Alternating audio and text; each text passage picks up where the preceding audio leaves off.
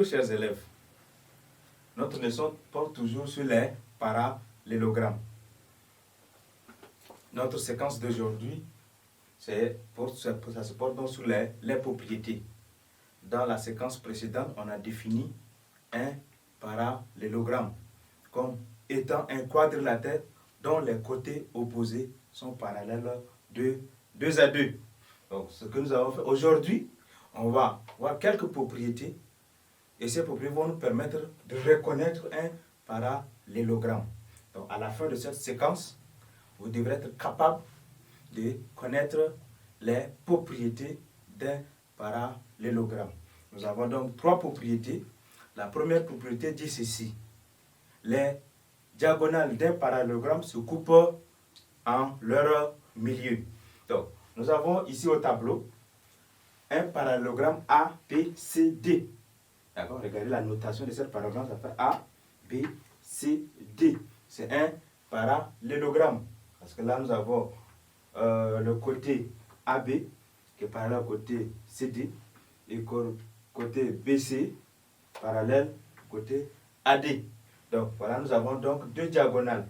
On a la diagonale AC et diagonale BD. Elles se coupent, les diagonales se coupent en leur milieu, qui est donc le point I.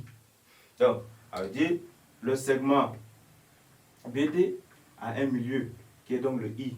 Donc la distance BI est égale à la distance ID. I également est le milieu du segment AC.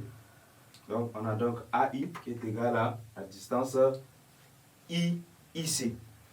Donc voilà, on dit les diagonales des parallélogrammes se coupent en leur milieu. Deuxième propriété. Pour la propriété numéro 2, on a 2 points. Nous avons ABCD est un parallélogramme. D'accord? Pourquoi? Parce que nous avons le côté BC qui est opposé au côté AD. Donc la distance BC est égale à la distance AD.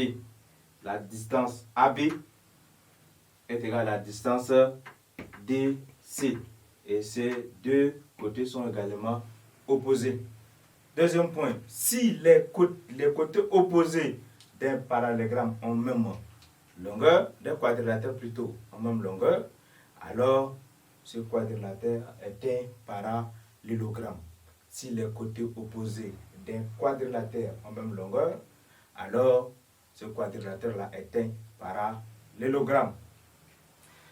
Troisième propriété, si les diagonales d'un quadrilatère se coupent en leur milieu, alors ce quadrilatère est un parallélogramme.